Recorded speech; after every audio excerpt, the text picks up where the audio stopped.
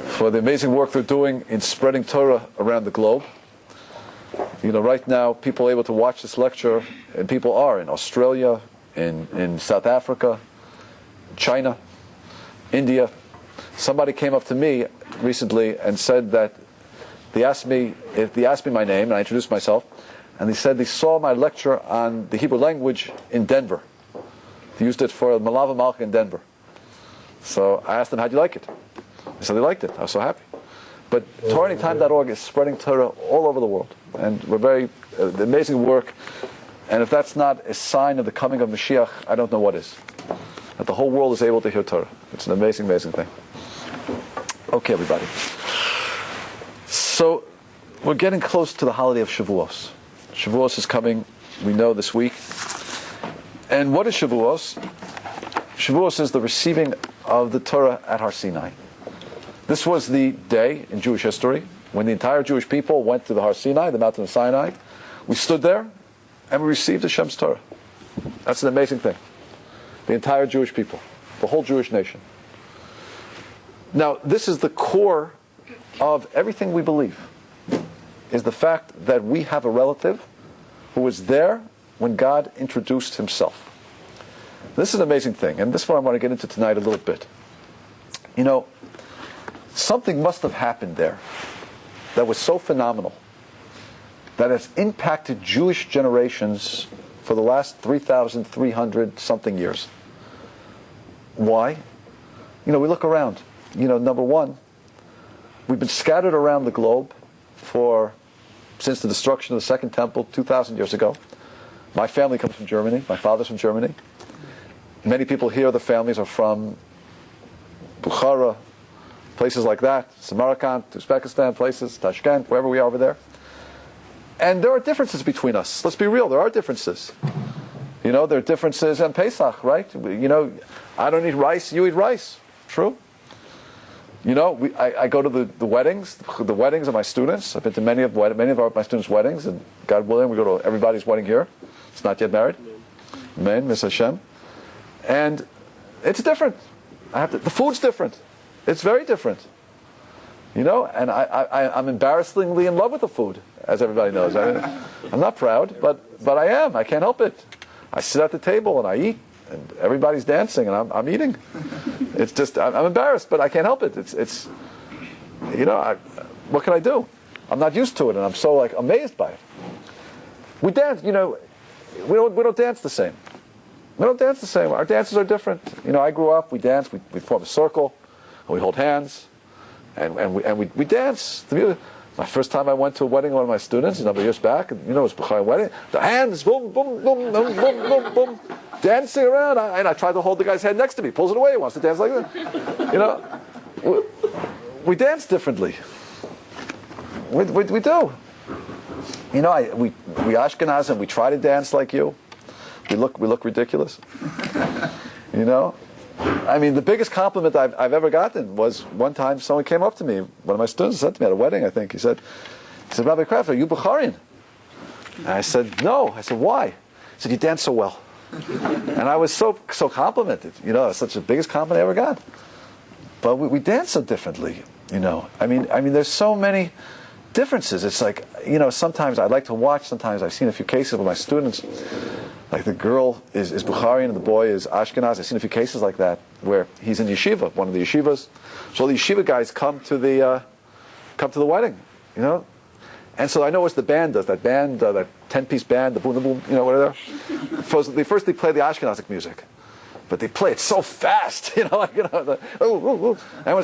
then I'm always just watching. I sat back. I want to watch now, because I know these guys. As soon as they switch to the Bukharian beat, I want to see what the guys are going to do. And I always love watching because they're shocked, like, what is going on over here? And then they try to do it, and I think, oh, you look so ridiculous. Let my students dance. They'll teach you better. They dance much more better than you. But we dance differently. We have difference in our cultures.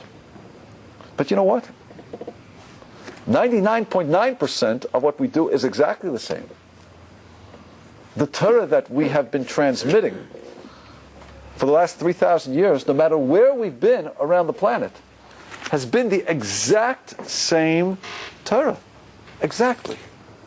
And it's so phenomenal how much we have in common. So we have a few little differences, cultural differences. But it's the Torah which matters.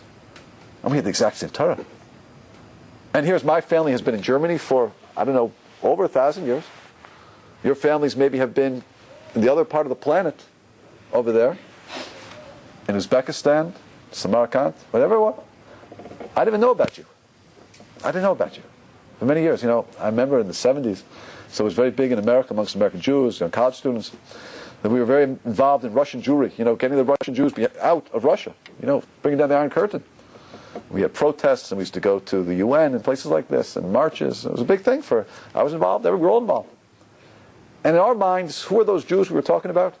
They were the Jews in Moscow, right? The Jews in the former, what used to be, Leningrad, St. Petersburg. No. And then all of a sudden in the 90s, I start meeting Jews from Bukhara.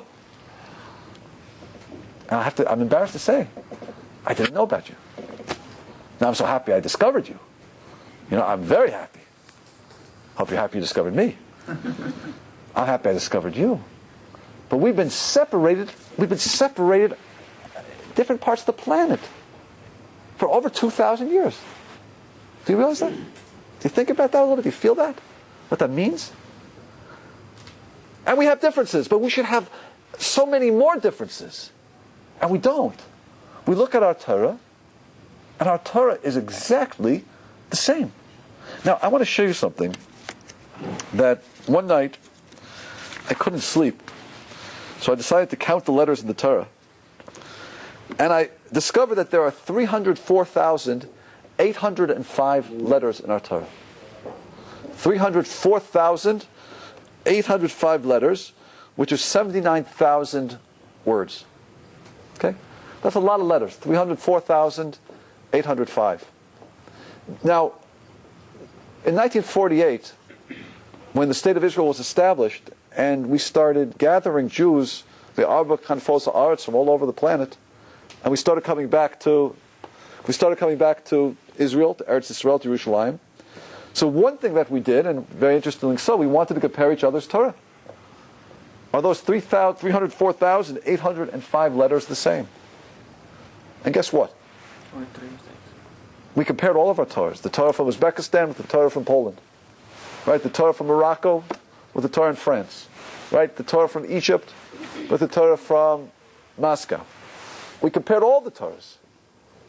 And guess what? We found that our Torahs were exactly the same to the letter, 304,805 letters, except the Jews in Yemen. The Jews who lived in Yemen. Yemen was a little country on the tip of Saudi Arabia. And they were, because where they're located, the proximity geographically, they were isolated, more isolated than other parts of Jewry, very difficult to cross through the Saudi Arabian desert and into other places. So they were a very separate community. We found that in their Torah, there were 9 differences than in the Torahs of Jews in any part of the world. 9 differences. So I did a little research, and I'd like to just show you what the differences were. One difference was, in Genesis, was the Vav in Minosh. Minosh has a Vav. The Vav was split. Another difference, the Vav in Ma'anos, also in Bereshit, Genesis, the Vav was split. Another difference, the Vav in Vayechi, the Vav was split. Oh, big difference, big difference. Instead of the Vav being full length, there was a little crack in the Vav. Thank you. What? Thank you.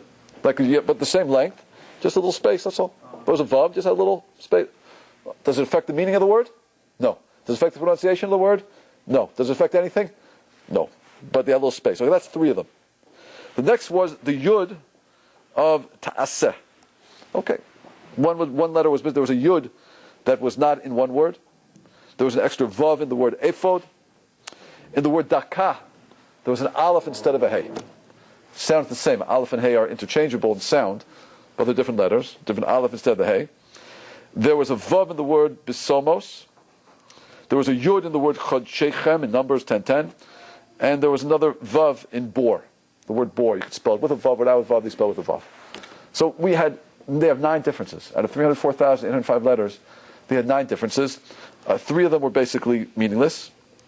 And the other 6 did not affect the meaning, nor did they affect the pronunciation. And they were just variant spellings of the same word. Now, okay, you're not so impressed. I don't see anybody being so impressed here. Yeah. Why did they have the crack in their bottom?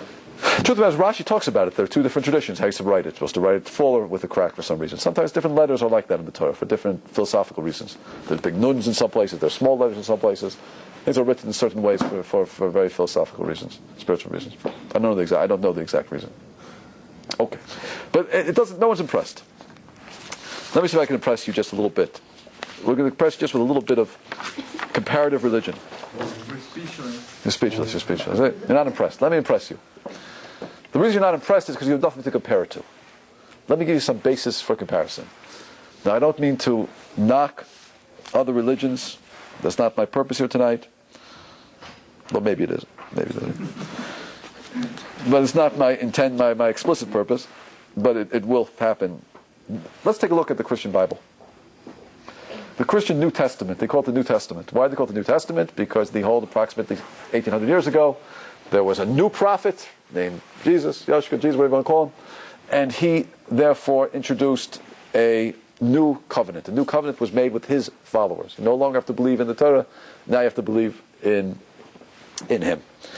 A New Testament was written, and they have two documents. They have what we call the Old Testament, which is our Bible, our Torah, and they have what they call the New Testament, the New Covenant. That's what the Christians believe is their holy work. Now, let me read to you a statement from a Christian apologist, Josh McDowell. What's an apologist? An apologist is a defender. Someone who wants to defend Christianity is called an apologist. He's a Christian apologist. It doesn't mean somebody walks around all day saying he's sorry. I'm sorry, I didn't mean it. Excuse me. So sorry, it was my fault. That's not an apologist. An apologist is a defender of Christianity. He's defending Christianity. Listen to what he says. He says like this: to think that the 200,000 variant readings of the New Testament are a problem, don't think so. Did you hear the number I just said? 200,000 variant readings, different readings. We have 200,000 different texts as to what the real text is supposed to be. But he's trying to defend it because he says it's not such a real problem. Why? Because it represents, and only in 400 of these 200,000 places does it cause doubt about the textual meaning. Doubt about the textual meaning. And only 50 of these 400 are of great theological significance. Do you hear that? Now, the reason it's interesting is the New Testament is... No, he's a Christian defender. He's trying to defend the New Testament. He's trying to say the 200,000 variant readings they have aren't such a problem, because it's only in 400 places does it affect the actual meaning of the text, and only 50 of those will alter your theology, meaning your understanding about God. So he's trying to defend Christianity. That's what he's saying. Now, you know why that's amazing? Because you think about it, the New Testament is, in terms of time, our Torah was given how many years ago? 3,318 years ago, approximately. The New Testament was given when? Or that we came into being about maybe 1,500 years ago. It's less than half the age of the Torah. And they have 200,000 mistakes. Not only that, it's 1/3 the size of the Torah. And they have 200,000 mistakes. Do you hear what's going on? And not only that, for at least the last 1,000 years, they've had a central authority in Rome. If a person comes and they want to change something in the New Testament, do you think they could get away with it? They couldn't. What would happen to such a person who might have tried that 1,000 years ago? Maybe he'd be burnt at the stake, or something worse than that. Right? It happened. They've had a central authority to enforce it. Have we Jews had a central authority for the last 2,000 years? No. Absolutely, been scattered around the world. We've been in exile. We've been persecuted. We've been on the run. And yet we come back together after 2,000 years. We look at our Sifrei Torah, and we find only, just the Yemenites have 9 mistakes, 3 of them which are meaningless. It's phenomenal. It defies statistics. You think about it. And what does that mean we don't have a central authority? It means that, if any Jew said to themselves, look, I want to just change, just take something out of the Torah, can we stop him? Will we be able to stop it? For example, I'm embarrassed to say, but there's a synagogue down in Greenwich Village called Simchat Torah. And this is a place that, put it this way, the Rebbitzin might be another man. And supposing they wanted to say, look, that very offensive verse in the Torah which says that such action is abomination, supposing they came along and say, hey, let's just erase that. Let's wipe that out. Let's scrape it out. Is there anybody can we stop them? No. We can't. We have no authority. We can't do that. We have no central authority, yet we've kept the accuracy of our Torah to the T around the world. Around the world. This is amazing. Now, I think what we have to understand is, how did this occur? It must have meant that something happened when the Torah was given at the mountain of Sinai 3,318 years ago that made such an impression on the people who stood there that they understood that this has to be transmitted with complete accuracy. Complete accuracy. Something must have happened 3,300 years ago that had such an effect that no one had any doubt that this was the living word of the Almighty and has to be communicated with detail. And that's, of course, what we do believe. And that's why, by the way, as Jews, we're always looking back. We're always looking back to that original point where it all began. As Jews, our measuring stick of truth is not what will be in the future. It's always what happened in the past. That's what I mean. If you look in the world today, you see about 1 billion Christians. You see about 1 billion Muslims, 1.5 billion maybe. And how many Jews do we see? 12 million. 12 to 13 million Jews. That's it. We are a very small nation. The tops, the largest we've ever been historically, was approximately 18 million. You know when that was? That was approximately 1940. By 1945, we were 12 million. And we haven't really risen above those numbers since. That's all we are. That's all we are. We're a very small people. But you know what?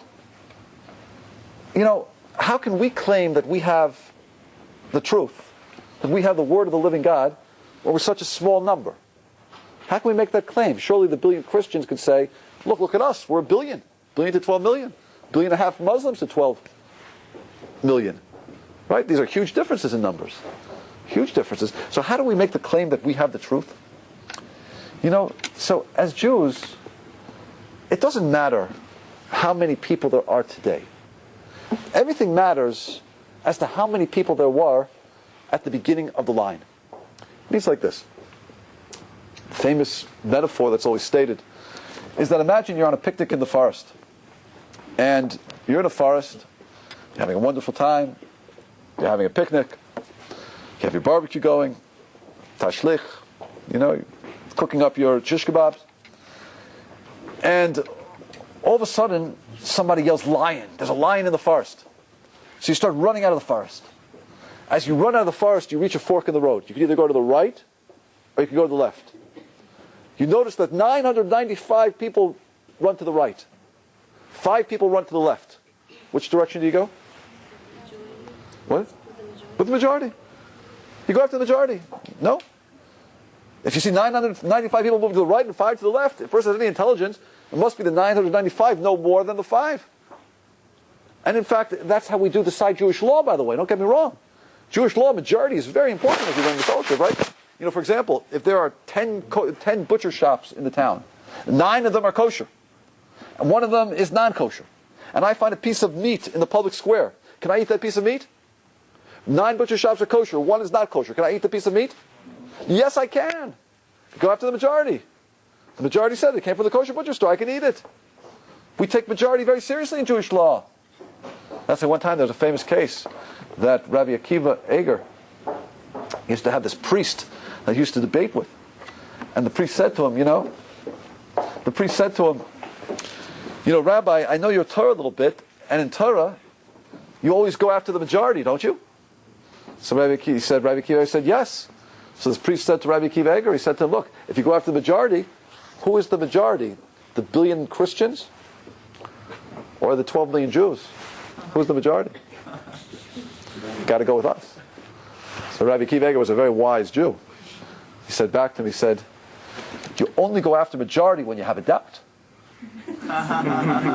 We have no doubt. Now let's think how this works. So there you are in the forest. You see 995 people run to the right, 5 people run to the left. Go after the majority. That's Jewish law. Go with the majority. What if you don't have a doubt and you know which way to go?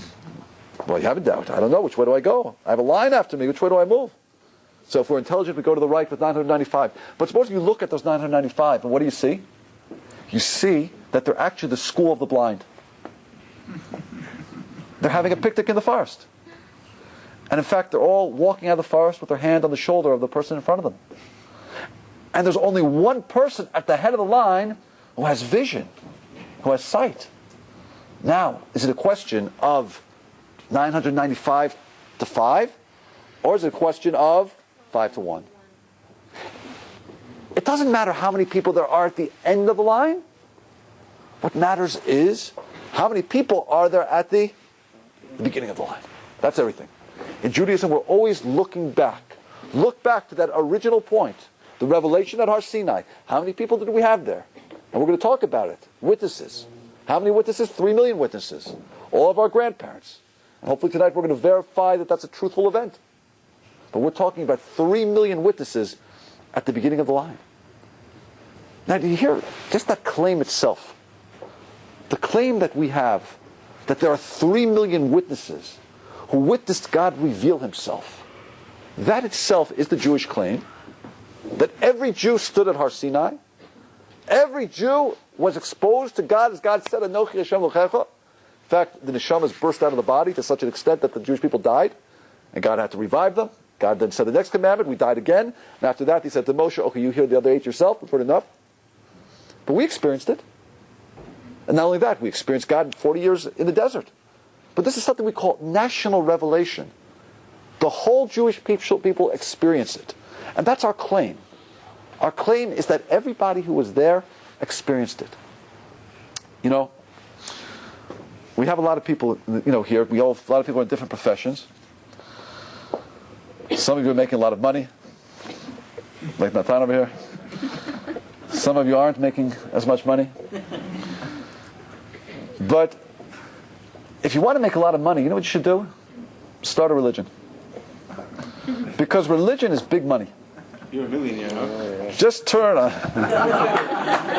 You didn't start the religion. I didn't start the religion. I didn't start the religion. You're one of the captains. I'm just doing my job. But if you want to start a religion, turn on any, these evangelical stations. And what do you see? People give money. It's big money. And there have been 15,000 religions in the last 3,000 years. Now let me say something that's very interesting. And the one main? What's that? What? Which is the main? Let's see. The main. Of those 15,000 religions, if you want to start your own religion, and you want people to believe you, let me ask you a question. What's a more powerful claim? That God came to you one night, you had a vision, and God spoke to you, and told you, therefore, to spread his gospel to all of humanity. And therefore you start a religion. Is that a more powerful claim, or is the following more powerful?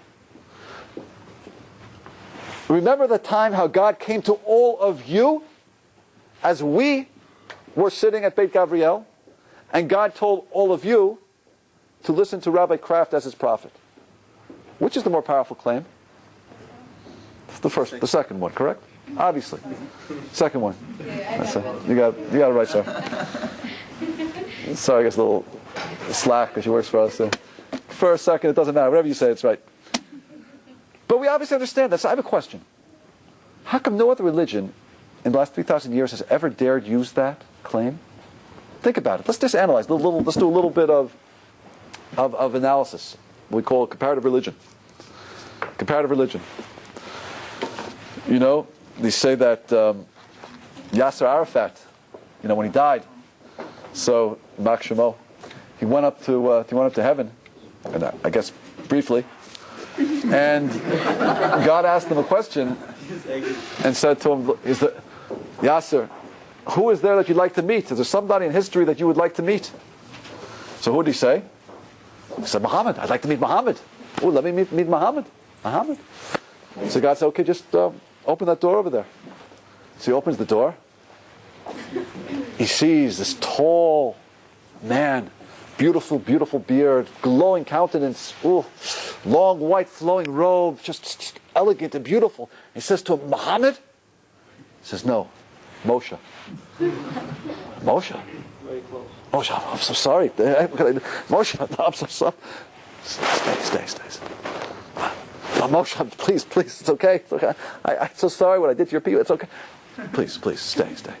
You're here, you're my guest. Coffee or tea? No, please, Moshe, nothing. Coffee or tea? No, Moshe, please, no. Yasser, you're here. Yes. You're my guest. Coffee or tea? Okay, tea. Tea? Muhammad, tea.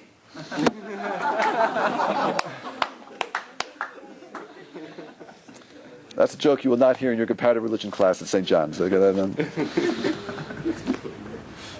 edit that. We'll take that off the tape when we go. That's all right. You know, let's look at Christianity for a second. What's the Christian claim? The Christian claim is that Jesus performed many miracles, and these miracles demonstrate that he was God's prophet. Part of his claim. Question: how many witnesses did he claim saw him perform these miracles? His donkey. How many witnesses did he claim? They claim very few. How many witnesses were there when he turned one loaf into many loaf, when he walked on the water? How many witnesses did they claim? They don't claim many witnesses. They don't claim any witnesses. So why do you have 1.5 billion Christians who believe it? Because they have faith. They have faith that, look, if my father told me that, he wouldn't lie. But all the father is saying, when a Christian boy turns to his father and says, Dad, tell me about Jesus walking on the water, how many people witnessed it? You know what his father will say? Well, I don't know if anybody witnessed it, but that's what we believe. They don't claim witnesses. They also have Muhammad. According to the Quran, Muhammad, how did he die? Well, if he's going to die, he can't have a natural death. He ascended at the point of the Dome of the Rock. That's where the Temple Mount is today in Jerusalem, above the temple. He ascended, they claim, on his donkey Barak, and he flew into heaven. How many witnesses does the Quran claim were there? How many witnesses does the Quran claim besides the donkey? None. So why do you have 1 billion Muslims who believe it? And when a Muslim father tells his son, listen, isn't that how Muhammad died? I'll tell you, Muhammad didn't die. He ascended from his donkey Barak on the Temple Mount into heaven. So all his father is saying is, I have faith that's the way it happened. But I'm not telling you anything about witnesses. What do we say as Jews? Our claim is there were 3 million grandmas and grandpas, your grandparents, my grandparents, all who received divine revelation, prophecy. All who stood at Har Sinai, 3 million witnesses. Now, if you think about it, this is the most powerful way to start a religion, is it not? So why don't any of the 15,000 other religions use this claim as the point of origin, as the beginning of the religion? Why don't they use it? You know why they don't use it? Because you can't use it unless it's true. I can say something happened to me, and I might have the charisma to convince a few of you, but the rest of you will look at me like I'm nuts. True? I could say that on my way to giving this class tonight, I got out of my car, and a flying saucer landed right there in the middle of 108th Street, and they brought me up into their spacecraft, and they spray painted me green, and they flew me all over Forest Hills. I looked down at the entire community here, and while I was there, they gave me a book, and they told me to come out to teach it to you, and I'm to be a prophet. And the first thing it says is to donate a big part of your salary to me. I can say that to you. And a few of you might believe me. But a few of you will be very skeptical. And you'll say, Rabbi Kraft, that's very wonderful, it's very nice. But that happened to you, not to us. But if I come here and I say to you, remember what happened as we were all waiting for this class to begin? Remember how we were over in the front of the synagogue eating sushi, and these Martians came in, they spray painted all of you green, and they took all of you up into a flying saucer, and together we all flew over Forest Hills, and in front of all of you, they told you that I'm to be your leader. I can't make such a claim if that claim is false, can I? I can't claim you experienced something unless you experienced it. I can claim I experienced something and try to convince you. But you can only claim you experienced something if you were really there. I'd have to be crazy to make such a claim. That's the Jewish claim. The Jewish claim is that there were 3 million witnesses who stood at Har Sinai. And Moshe Rabbeinu reminds us again and again. Remember how you stood at Har Sinai. Remember how God spoke to all of you. Don't forget. Lo tishkach. Teach it to your children. He got it to Levincha. Say it to your children. Remember it over and over and over again. Remember what happened to all of you. That's a very interesting claim. And I'll tell you something very interesting. There has been nobody in the last 3,318 years who have denied that claim. It's the basis of Christianity. Every Christian believes that. They all believe that God spoke to the entire Jewish people at Har Sinai. That's an axiom. But about 1,800 years ago, Jesus became the new prophet, and his word supersedes what happened 3,318 years ago. Jews, follow me. You know what we Jews said? We said, wait a minute. That's ridiculous. Why? If God gave us his word and his mitzvot in front of 3 million witnesses, if he wants to undo it, he also has to undo it in front of witnesses, doesn't he? He can't undo it in front of one person. And that was a Jewish argument against Christianity. Where are your witnesses? If we were the witnesses 3,000 years ago, then it was 2,000 years ago. If God wants to change his mind, he also has to do it in front of witnesses. Because that's the most perfect way of communicating. Witnesses. Isn't that true? And that's why very few Jews followed Christianity. Because they didn't have witnesses. In Islam, Muslims, we have 1.5 billion Muslims. You know what? Those 1.5 billion Muslims all believe that God spoke to the entire Jewish people at Har Sinai. They have no problem with that. No problem whatsoever. But with the coming of Muhammad, he is now the new prophet, and now his word overrides what happened at the mountain of Sinai. That's all. And Jews now listen to the new prophet. So we turn back to them, of course, and say the same thing. If God gave his Torah in front of 3 million witnesses, if he wants to undo it, he also has to undo it in front of 3 million witnesses. He can't undo it in front of one person. That's not fair. That's not the way God communicates. So everyone agrees with our claim, and has never been denied for the last 3,000 years. Did you know that? Every group and religion around the world has agreed that God spoke to the Jewish people at Har Sinai, 3 million witnesses. You know, in fact, if you look at the definition of being a Jew, it's really 4 things. It's belief in God. It's belief that God spoke to the entire Jewish people at Har Sinai. It's the belief that there's an oral law. And it's the belief that it cannot be changed. That has been the 4 pillars of Judaism. When you've changed one of those pillars, you've walked away from Judaism. Now look at it. Let's go back in history a little bit. There was a group around the time of the Second Temple called the Sadducees, Sadducees. Did they believe in God? Absolutely. Did they believe that God gave the Torah at Har Sinai? Absolutely. Did they believe in the oral Torah fully? No. What happened to the Sadducees? They didn't fully believe in the oral Torah like we believe in it. What happened to them? Disappeared. Christianity, did they believe in God? Absolutely. Did they believe that God gave the Torah at Har Sinai? Absolutely. Did they believe in the oral Torah? Not so clear. Did they believe that can be changed? Yes. Not Jews. Muslims, did they believe in God? Mm-hmm. Yeah, they'll kill you if you don't believe in God, right? They never believe in God. They're very monotheistic. Extremely monotheistic. You know, you could go to a Muslim mosque and daven mincha. Do you know that? Yeah. You could daven mincha. They're extremely monotheistic.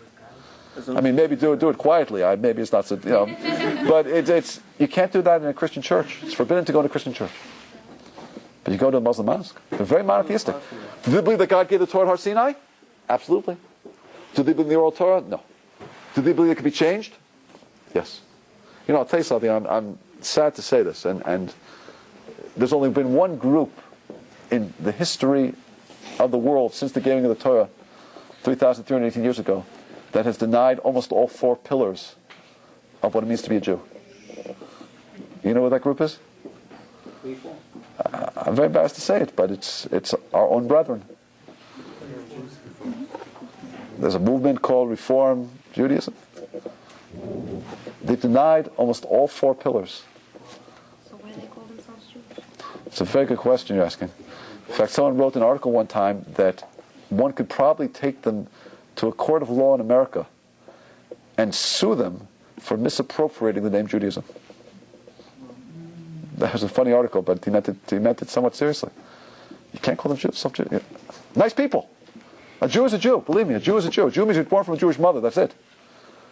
But you can't claim you're a legitimate expression of Judaism if you change all four pillars. You've got to bring it back. And that's our job. We're trying to bring all Jews back. We love all Jews. We want to bring Jews back. You know, the Jewish people is going to be here for eternity. We're going to be here until Mashiach comes. No question about it. What? What do you mean by four pillars? These are always the four definitions. When you change one of these definitions, you've moved away from what Judaism is. That's belief in God, belief that God gave the Torah at the mountain of Sinai, belief in the oral Torah, and belief that it can't be changed. Right? Those are the four pillars. You change one of those, you walk away from Judaism, and you will no longer look Jewish, and your children will no longer be Jewish. And that historically we have seen happen. So, you know, the only movement that has changed almost all four pillars, and even to some extent, belief in God maybe, is the Reform movement. Tragic. It's sad. Got to bring it back. That's what I'm just saying. You know, as Jews, you know, people talk a lot today about survival of the Jewish people. I'm not worried about the survival of the Jewish people. You know why?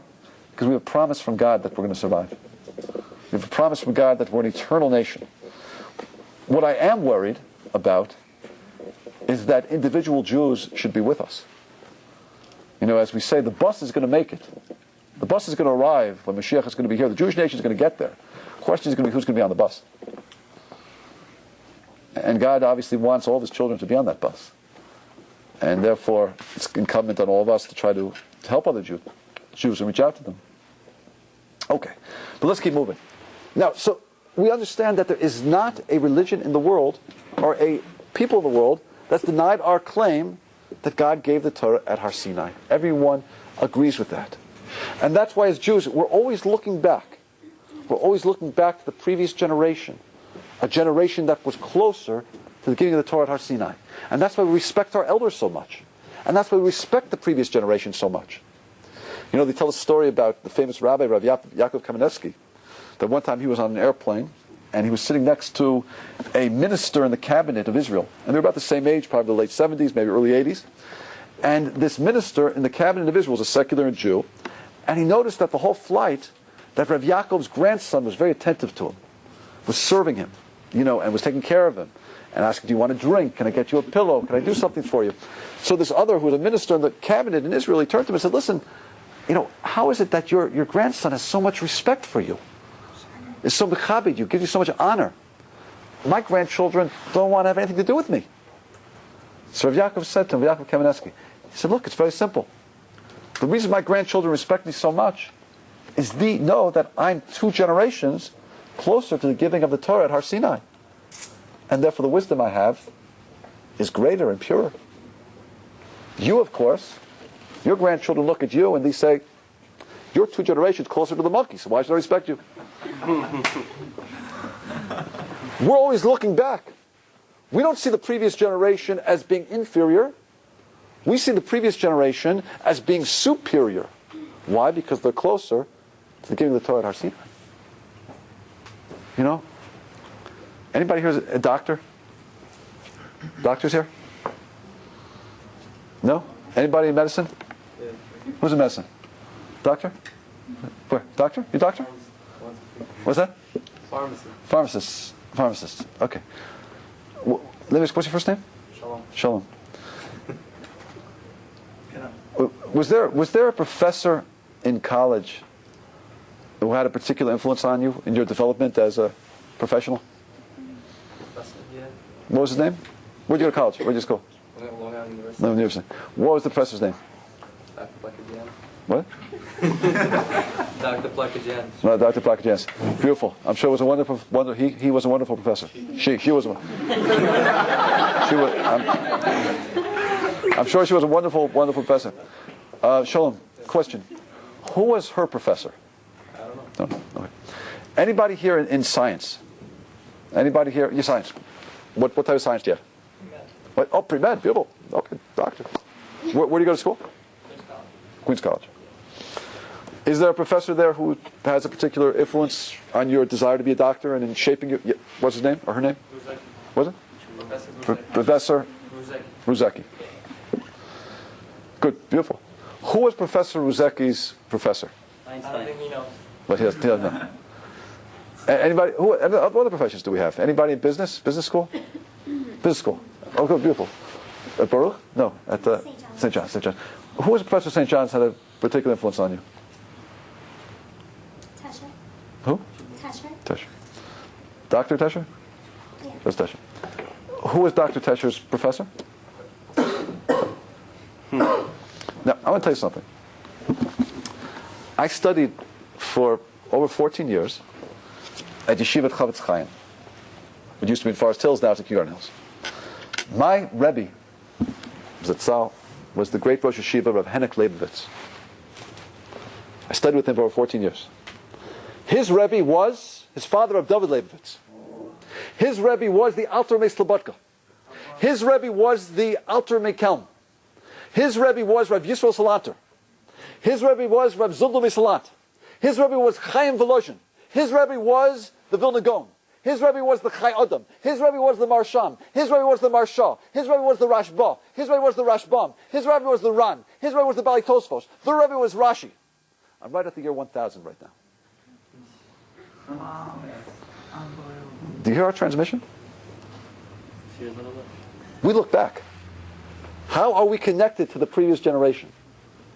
How connected are we? Because we're trying to get ourselves back to the point at Har Sinai where there was a revelation in front of 3 million witnesses. Okay. Question? Do we have a particular location of the mountain? It seems that we don't know the exact location. No, there are some places they think yes, no. It's more of a Christian tradition than our tradition. It seems like Hashem does not want us to know the exact location because the exact location isn't important. What's important is what happened. Okay, now here we go, everybody. You know, a document came into the world called the Torah.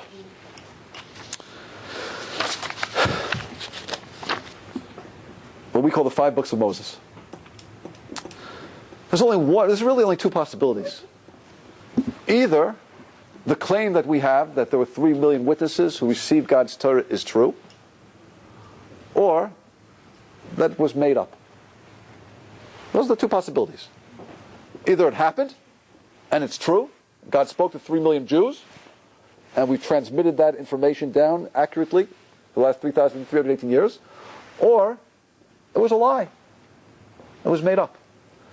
There's a very famous sefer written about 1,000 years ago, book called the Kuzari, in which he has sort of an imaginary debate with the king of Khazar. There was a country in which the entire nation wanted to convert to Judaism, called Khazar. So he speaks to this king of Khazar, and it's like imaginary dialogue, proving why Judaism is the true religion. One of the arguments that he uses is a very famous argument. And the argument goes like this.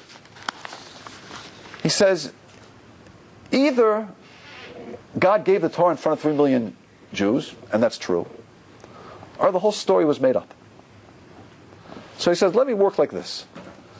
Let's try to disprove position B. Let's try to disprove, if we can, that it was made up. And this is how the argument reads. The argument reads like this. Listen carefully. He says, let E stand for event. Let E be an event which, had it really occurred, would have left behind enormous, easily available evidence of its occurrence. Let's say that again. Let E be an event. And if that event really occurred, it would have left behind easily available and enormous evidence. Let's say the giving of the Torah at Har Sinai. If the giving of the Torah at Har Sinai had really occurred, it should have left behind easily available and enormous evidence. If you cannot find such evidence, people will not believe that the event took place. Let me say it again. Human nature is such that if you're trying to fool people and you claim something great happened, but you don't have the evidence to back it up, we've never seen a case in history where people will accept such a claim. Do you hear what I'm saying? Let E be an event which, if it really occurred, would have left behind enormous, easily available evidence of its occurrence. If the evidence does not exist, people will not believe that E occurred. Okay? Which means that what do you have to do to fool people? There's a certain assumption in the world that people are not stupid. And you cannot fool people so much. You can fool people a little bit.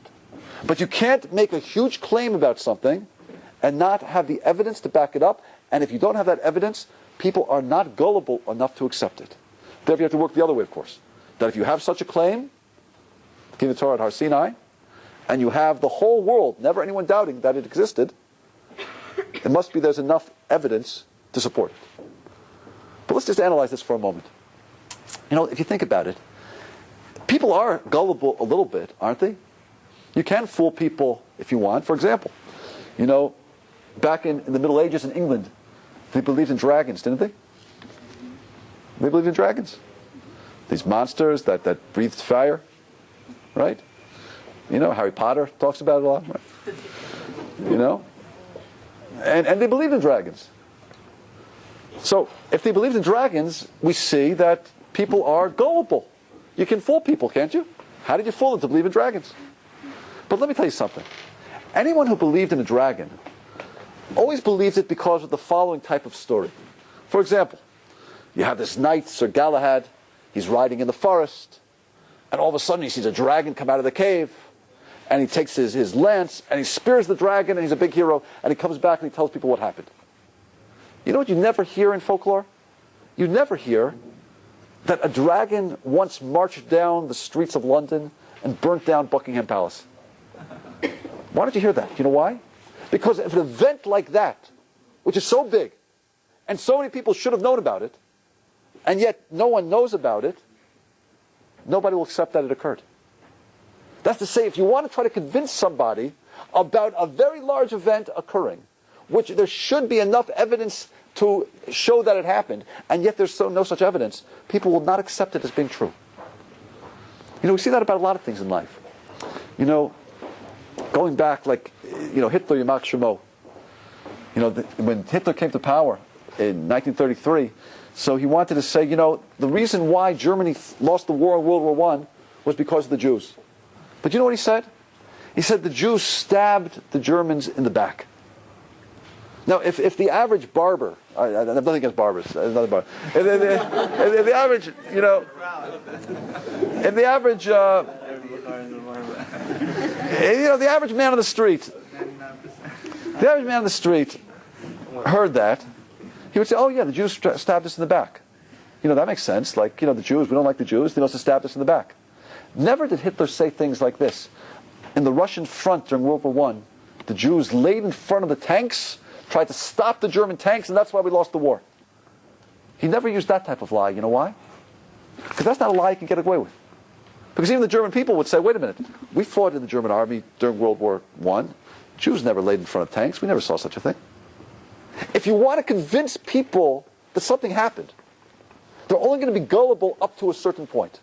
If you want to claim a huge event took place, that many people should have known about it, and no one knows about it, or that there should be a lot of evidence demonstrating that it happened, there's no evidence, people will not believe it. People will not believe it. Now it's interesting. That's what the Kuzari says.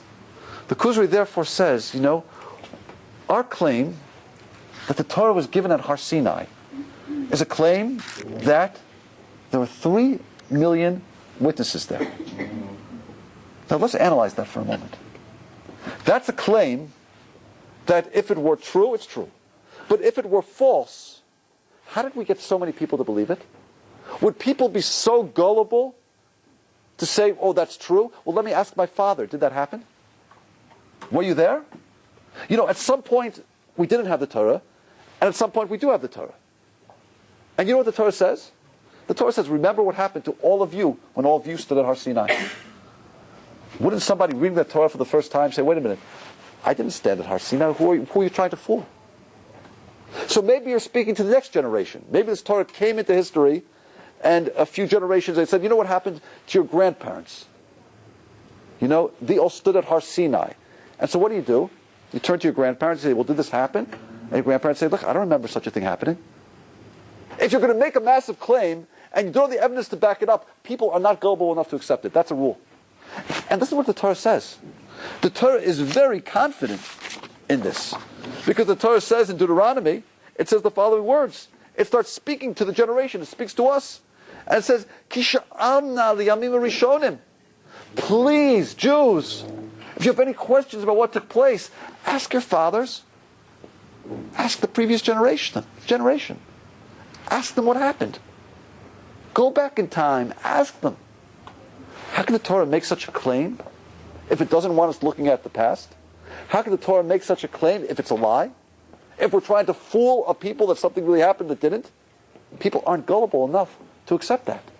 And yet the Torah says confidently, Kisha'alna, please ask. And you know what the Torah adds? The Torah adds a little piece of prophecy right there. It says that no other nation in history will ever make such a claim. That the entire Jewish people, that the entire people witnessed God speak to all of them. No other nation will ever make such a claim. That's prophecy. You know, you think about it, you have to imagine like this. Imagine that Moses and Joshua are trying to fool the Jewish people. They're trying to pull the wool over their eyes. They're making it all up. Let's take possibility B over here. It wasn't true, it didn't really happen, but they're trying to fool the Jewish people that they all heard God speak to them. Okay? So really what happened was, you know, they got some fireworks and gunpowder and they shot it over the mountain and they had some sort of primitive electricity. I am the Lord your God, who brought you out of the land of Egypt. You know, and everyone said, my gosh, it's God speaking. And they had these mushrooms in the desert, you know, and they were taking, and they were, you know, experiencing all sorts of psychedelic things, and the, you know, and now Joshua is going down the mountain with Moshe. And Joshua turns to Moshe and says, Moses, that was unbelievable. We really did it. We pulled it off. They really believed us. So Moses said, yeah, that was great. Unbelievable, huh? So he said, okay, Moses said, okay, Joshua, dictate. I'm going to write. I'm going to dictate and you write. So write, remember what happened to all of you when God spoke to all of you at the mountain of Sinai. So Joshua starts writing that.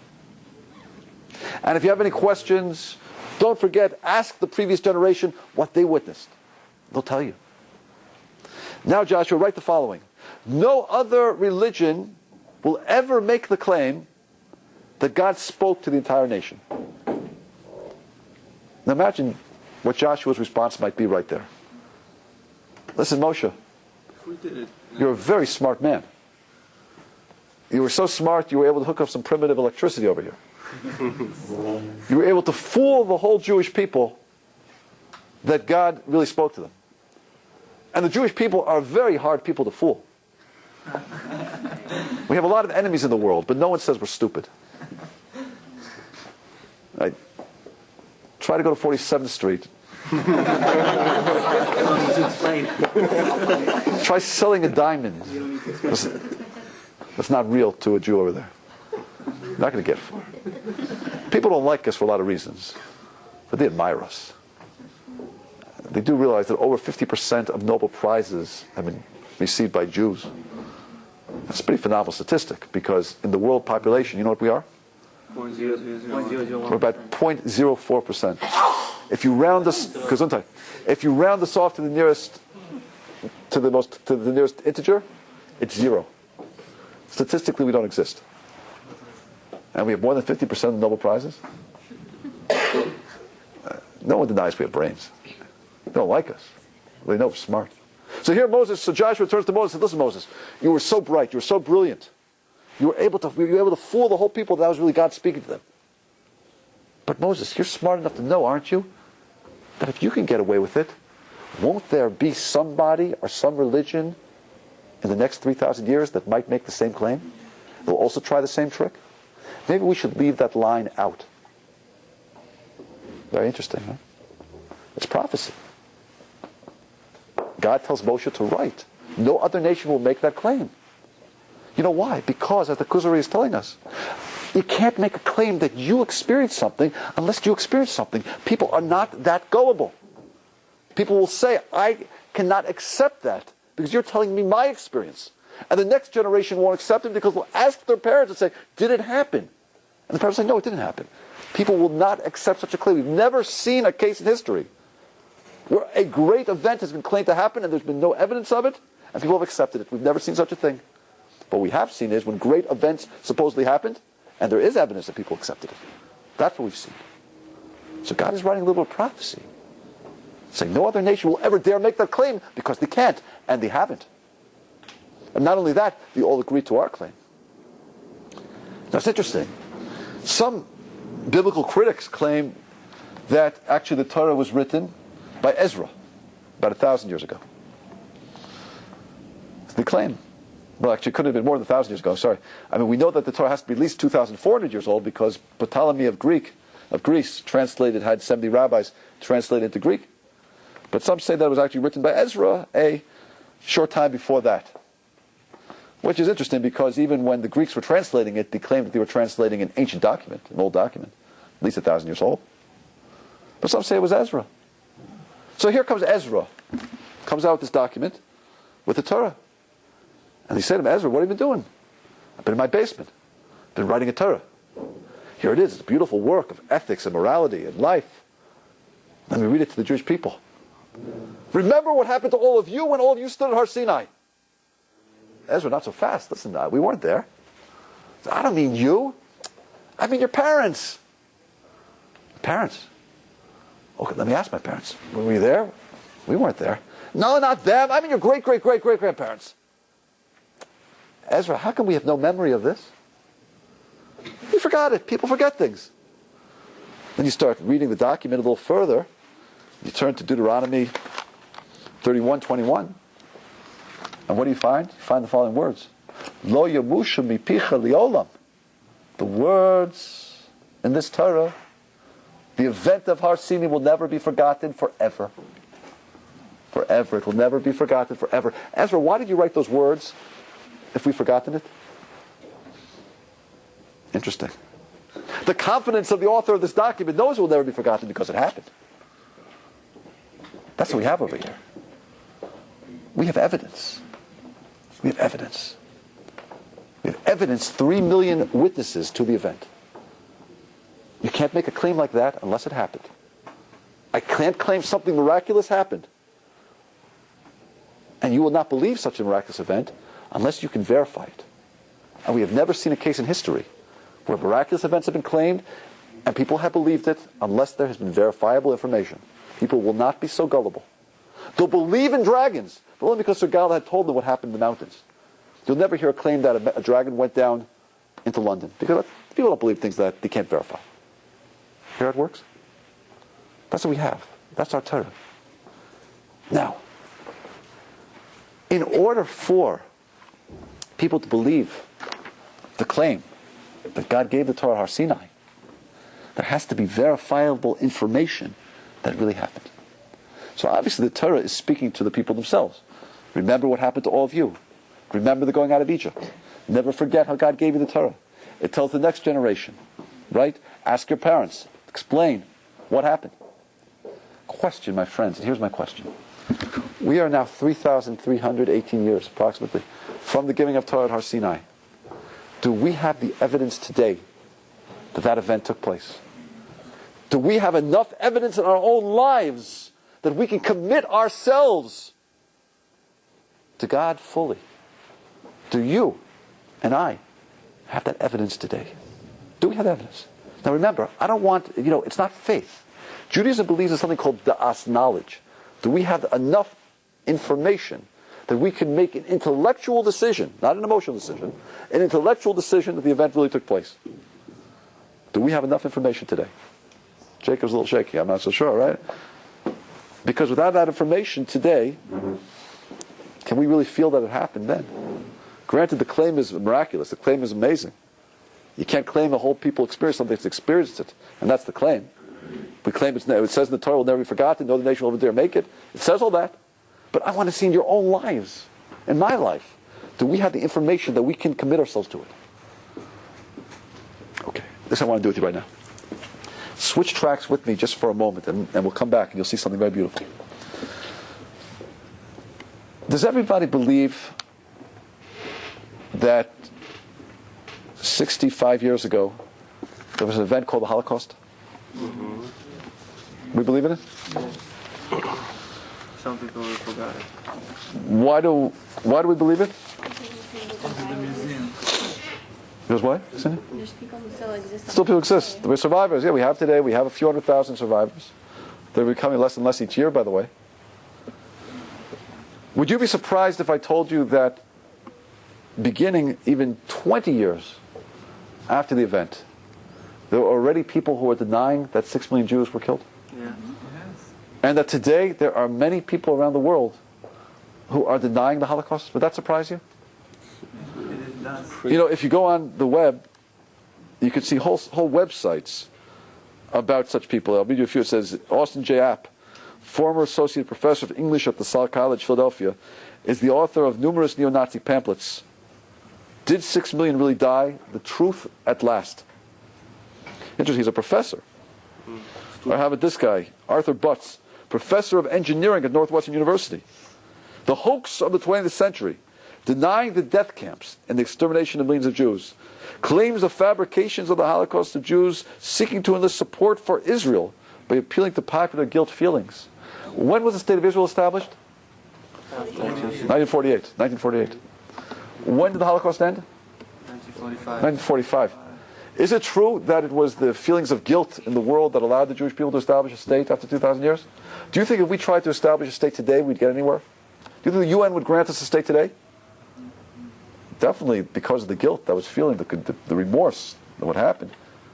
So you know what they claimed? They claimed that the Holocaust was a Jewish invention in order to elicit sympathy for the state of Israel. That's what they claim. Or how about this one over here? Robert Farrison holds a PhD from the Sorbonne in Paris. He was dismissed from his position as professor of French at Lyon University for revisionist views and convicted by a French court for defaming the victims of the Holocaust. He claims that the Nazi gas chambers never existed and that facts about the Holocaust and the number of victims has been grossly exaggerated. These are professors, by the way. These are professors. There's a lot of revisionism out there. Don't believe it. And this is only 65 years after the event. And these guys started 30 years ago. It's nothing new. Let me ask you a question. Is it important that we keep the memory of the Holocaust alive? Yeah, I think it's important. It's very important. For many reasons. Right? Many reasons. We have to understand that just because you have a PhD and you have culture, that doesn't mean you have morality. You know, these Germans, Goering had 5 PhDs. Education doesn't make you moral. We have to understand how low a people can be. We have to understand that a human being has an neshama and every person is created in the image of God. You have to know that. We got to keep it's essential. It's imperative that we keep the memory alive. Question. Let me start by a question. If we want to keep the memory of the Holocaust alive, if we want people 200 years from now to know that this event occurred, what do you think we should do? What do you think we should do? We want the event of the Holocaust to be known 200 years from now. Make another museum. Museum, for example, like the museum in Washington. The biggest one. Biggest, very beautiful museum, and I believe it's very, very, very powerful. Good idea. Other suggestions? Pass it down to generations. Pass it down to generations. Talk about it. Speak about it. Books about it. Good ideas. Geneva Convention. Study the Geneva Convention. Movies. Did you know that in the State Department, they have in the files of the State Department, I've heard there's something over like 3 tons of paper documentation where the Germans themselves documented the destruction of European Jewry. They have in the State Department. And yet we have revisionists. We have people deny it. Did anybody see Schindler's List? Yeah. Mm-hmm. Is Schindler's List, do you think, good evidence that the Holocaust happened, or do you think it's not good evidence? Well, it just gives you one point of view, one person. Who was the director and producer? Who comprises the dream team in Hollywood? Do you know their names? I forget their names also. But Spielberg is one of them, and they're all Jews. Let me ask you a question. When I was growing up, we used to have an expression that says, the camera never lies. Nowadays, my 8-year-old can do things on Photoshop, which can distort and make anything look like anything. Is the camera today a verifier of truth? Definitely. Or is the camera today perhaps an instrument of deception? You know, is it possible that Jewish producers in Hollywood could not produce films in which you have images of death camps and dead people and make the films look very old and very convincing? Is that not possible? Yes. Could it be that all of the evidence that is apparently in the State Department verifying the destruction of 6 million Jews was actually forged by Jews? Everybody knows that the Jews are the richest people on the planet, which is true. You know, for our size, we happen to have a very big part of the gross wealth of the world. Is it possible that the Jews, of course, did not buy off these people to claim that they were actually victims or to claim that they were perpetrators? No. Is it not, that's what their vision is claimed. These are my arguments. Is it not possible the Jews all did this? Why? Because they wanted to establish a Jewish state of Israel and therefore needed guilt feelings in the world and therefore feelings of popular support? That's what they claim. That's their argument. It's not my argument. It's their argument. They claim all the evidence that you just said. A beautiful museum in Washington. You know what they claim? They claim, who was it? Tell me what money built it? Jewish money. It's the Jewish lie. Part of the Jewish lie. In order to keep the state of Israel around, they have to always remember that there's a Holocaust. So it's part of the Jewish lie. It works hand in hand. That's what they claim. That's not my argument. That's their argument. Do you hear what? Remember 9/11. True. But I'm saying, do you hear what's the problem? 200 years from now, how could you actually convince anybody that the Holocaust existed? It's very interesting that this problem, even going back, there's a very famous Holocaust writer, Lucy Davidowitz. So one time she was interviewed on Israeli radio, and it says, she wrote the following. She said, "We're writing this article, a young man who works on a radio in North America approached me and asked me if I was willing to debate Robert Farrison." He was one of the Holocaust deniers. "When I replied angrily that it would be a travesty of justice and decency to give such a man a public platform, the young man answered, 'Why are you opposed to dealing with a problem which is up for debate?'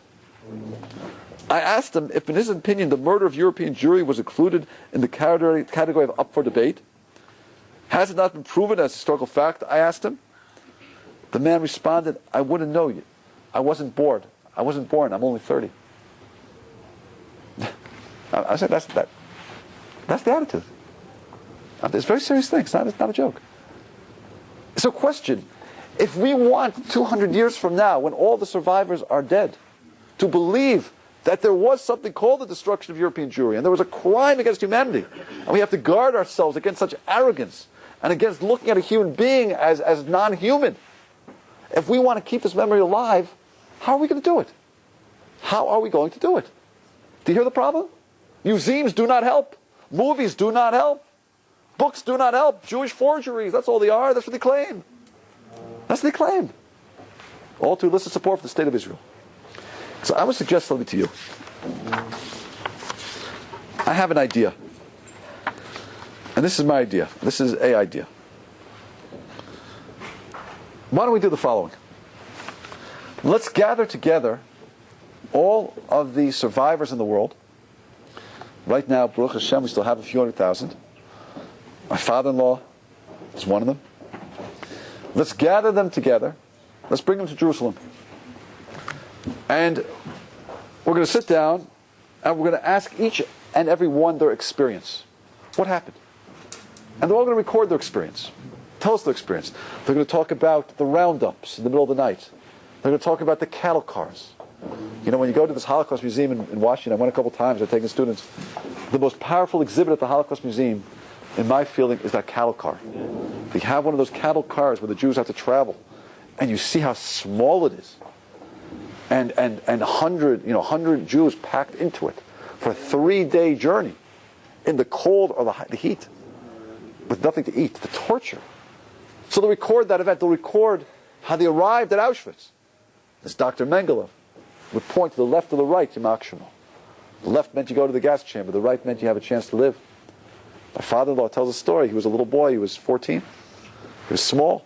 He said he doesn't know what happened, but as he was going through the selection, 2 people lifted him up. And he was sent, and they said, go to the right. To this day, he doesn't know how it happened. A miracle. He survived. Baruch Hashem. And then they'll describe the tortures. And they'll describe the hard labor. And they'll describe that smell of smoke and bodies burning. And anybody who was there has that smell in their nostrils for life. And you know what the truth of the matter is? Even the words they say can't really get it out. Because words can't get around these ideas. You know, I always ask my father all the time, I used to say to him, Dad, I want to know more. And he'd always just go back to the same stories. And I realized it's not because he doesn't want to say more. It's he can't say more. He can't get words around these horrors. Words can only do so much. But we'll try. Let's get some words out and we'll get the story down. And then we'll describe the liberation. The Russians came from the east, the Americans came from the west. And how Jews were then brought by special units from Israel, across mountains and across borders, taken on ships to Israel, and people built their lives and rebuilt their lives. And we'll make a scroll documenting the Holocaust. And you know what we'll do with the scroll? Once we record it, we're going to make a rule. It can never be changed. You can't subtract to it, nor can you add to it. This is the scroll of the Holocaust, all the events. Now, around that scroll, we're going to do something very interesting. We're going to form a club.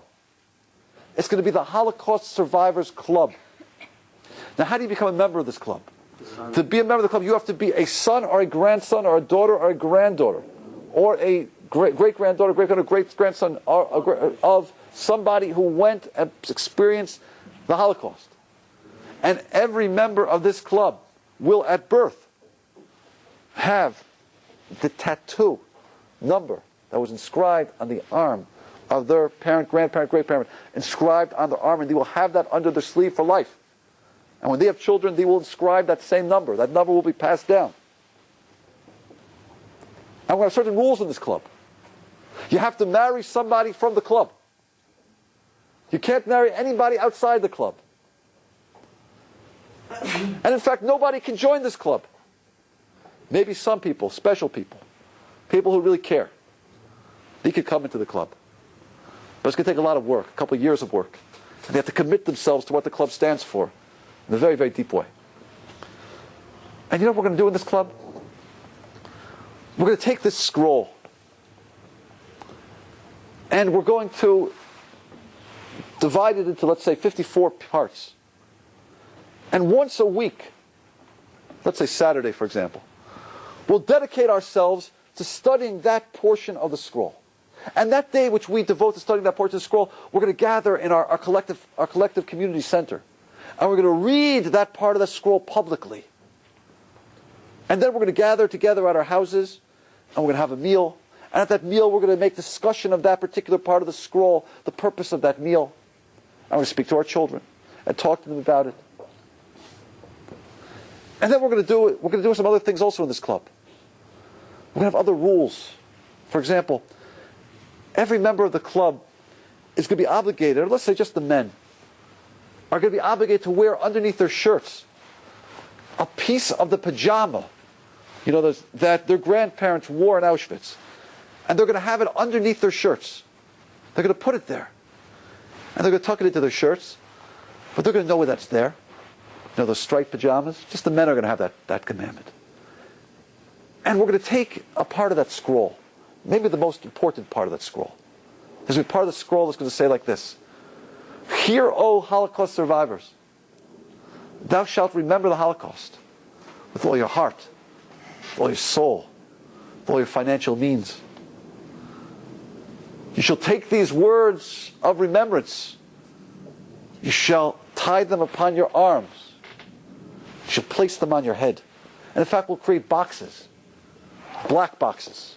And we're going to put in those black boxes the words, you shall never forget the Holocaust. And every morning, there's going to be a commandment for every member of this club to get up in the morning. Just the men, maybe. Women are busy. Just the men will get up in the morning.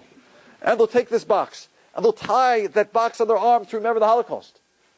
And they'll place that box on their head to remember it cognitively, cerebrally. And with their arm, they'll remember it. I have to act in remembrance. I have to use my strength to remember it. Uksav tam, and you're going to write them. Write these words on the doorpost of your house. Every room in the house, every doorway, you're going to have a little box. And in that box, you're going to put these words. You shall remember the Holocaust, never forget. And every time you walk into a room, I will not forget. And this club in the morning, you're going to wake up, first thing you're going to say in the morning, Hear, O Holocaust remembers, thou shalt remember. Before you lie down at night, you say the same thing. You know? Then we're going to have certain holidays in our club. One holiday we're going to have is going to be the holiday of the food that we ate in the concentration camps. You know, in the concentration camps, potato was the mainstay. Potatoes. Potato peels. Your life was in the hands of the guy who dished out the food. If he was generous and he was kind, he would try to dig down deep for you so you'd get a few potato peels. If he was cruel, he would just skim it off the top so you just got liquid. So you know what we're going to do? For 1 week, we're going to clear out our homes. And we're going to have a special week where for that week, in every meal, we eat potato peels. For the whole week. And you know what we're going to do during that week? The first night of that holiday is going to be a special event. We're going to gather together, families. And we're going to sit in front of each other with our parents, grandparents in the first generation, great-grandparent, maybe that person was even in one of the concentration camps. But we're going to do this every year. And we're going to have a whole service. We're going to take potato peel. This was the food that our fathers ate in Auschwitz. We're going to dip it in salt water. And we're going to eat it. And we're going to taste it. And we're going to discuss it and talk about it all through the night. And then we're going to have another holiday. It's going to be the holiday of what it felt like to sleep in these camps, the barracks. For 1 week, you have to leave your homes and you have to build a hut in your backyard or on your driveway or someplace like that. And you have to sleep there and eat there. You got to get out of your living room, get into that hut, feel what it was like to live in those barracks for 1 week. Then we're going to have another holiday. It's going to be a holiday that commemorates the beginning of the club. And that's going to be a holiday in which what? We're going to stay up all night and learn the scroll again. Learn it. And talk about it. And think about it. And you know what? This club is going to have so many rules. We mentioned you can't change anything. You can't add anything. This club is going to have special dietary laws. Special dietary laws that no one else has. Because this club is devoted to the memory of the Holocaust. And the memory of the Holocaust means you have to have sensitivity. You got to have a heart. You can't be cruel like the Nazis. So for example, we're not going to mix milk and meat. Because that's cruel. We're not going to take the meat of the baby and cook it in the milk of the mother. We're not going to do such a thing. That's cruel. This club has to work on compassion. So we have to make sure compassion rules the day. You know what we're going to do also? We set up a whole special school system. Members of this club do not go to public schools. Members of this club go to special schools for them. For example, the first half of the day they're going to study the scroll. The second half of the day maybe they'll study things they need for life. Mathematics, Shakespeare. But the first half of the day is going to be devoted to studying the scroll. And we're going to make the prime achievement of somebody in this club to be a teacher of that scroll. That's going to be the goal of every little boy, that he's going to grow up to be a teacher of the scroll. Question, everybody. If you see a people, a club, 200 years from now, who are living a lifestyle dedicated to to the remembrance of an event, is that enough evidence to say the event occurred? Look at ourselves, my friends. Is there anything that I said which is not exactly what we do as Jews? Mezuzah, tefillin, tzitzis, yeshiva, kashrus, Shabbos, Pesach, Sukkos, Shavuot. You can't change the Torah. You can't add to the Torah. You got to study the Torah. Shema Yisrael. And this is just a small sampling of what we do. If you see Jews, 3,318 years from the event, living a lifestyle that demonstrates the remembrance of an event, is that enough evidence to say that the event occurred? You know what the evidence that Sinai took place and that we had 3 million witnesses? It's not only the fact that we have 304,805 letters that never changed. It's not only the fact that scattered around the planet are Sifrei Torah the same. It's that we are all living a lifestyle testifying to the event. How did you convince that first generation not only to accept the event, but to take on a lifestyle that testifies to the event unless the event occurred? Remember what the Kuzari said? If an event occurred, people will not be stupid enough to believe it unless there is evidence that the event occurred.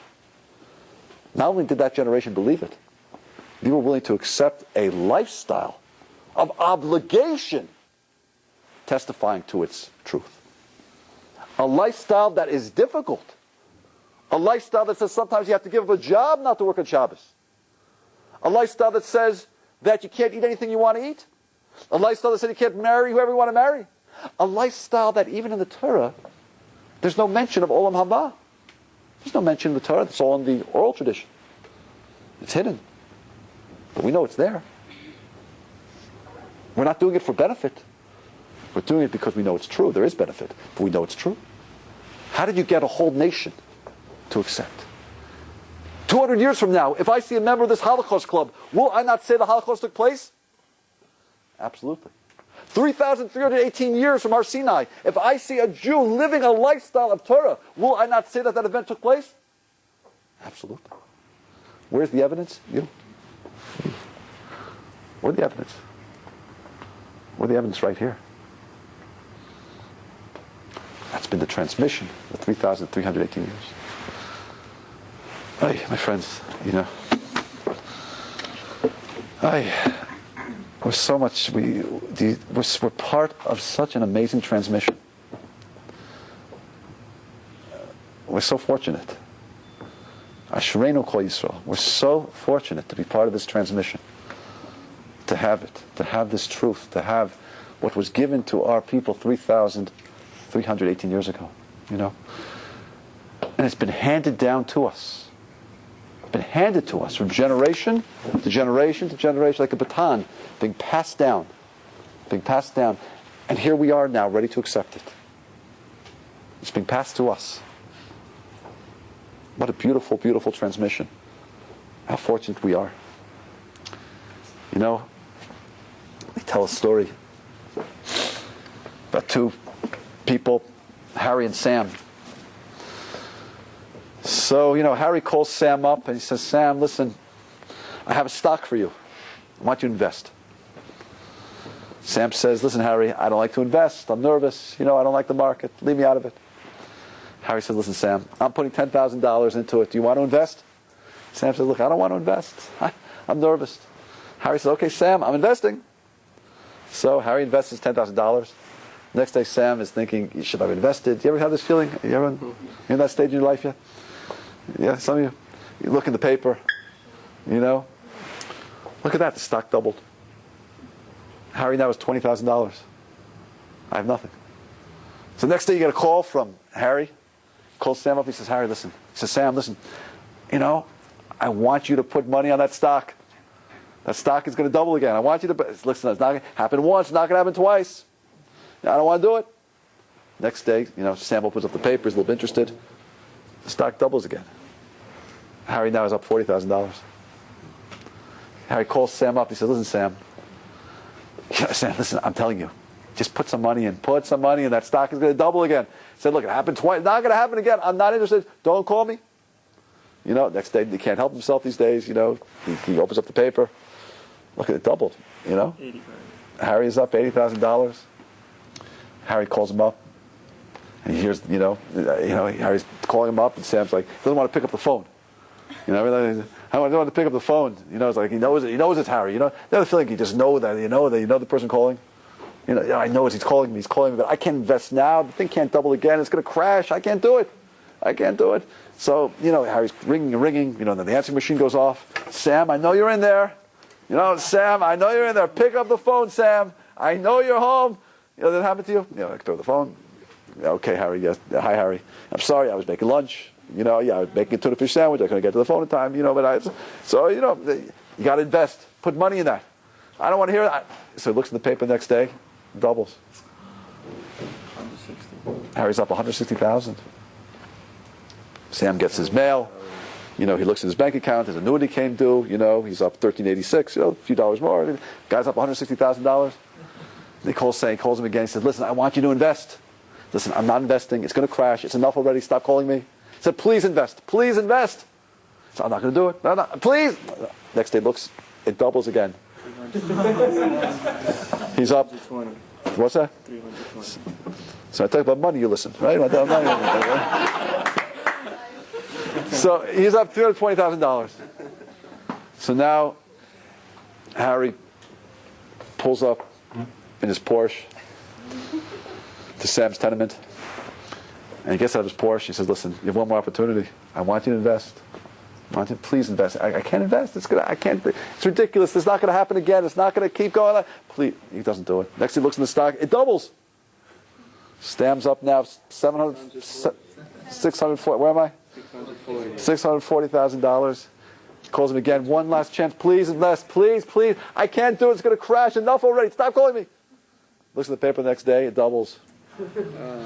He's up. Where am I? He's up $1.2 million. And Sam is looking at it. Doesn't know what to do. Harry comes over to his house, knocks on the door, and says, "Sam, let me in. I want to talk to you." Have a seat. He sits down at the table. So remember a few weeks ago, I was begging you to invest. I was urging you to invest.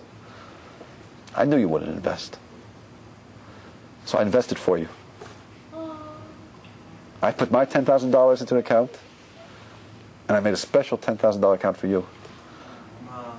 You also have $1.2 million.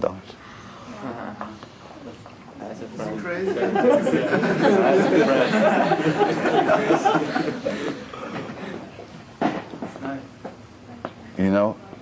My friends, the investment has been made for us. We're just here to receive what's been passed down to us. Our parents, grandparents, great-parents, great-great-grandparents, they've done the investment. We just have to pick it up. That's all. We're the bearers of the torch, as they say. We're the next rung on the ladder, the next change in the transmission. How fortunate we are to be part of the transmission. Thank you for listening, everybody. I enjoyed speaking to you. Have a wonderful week.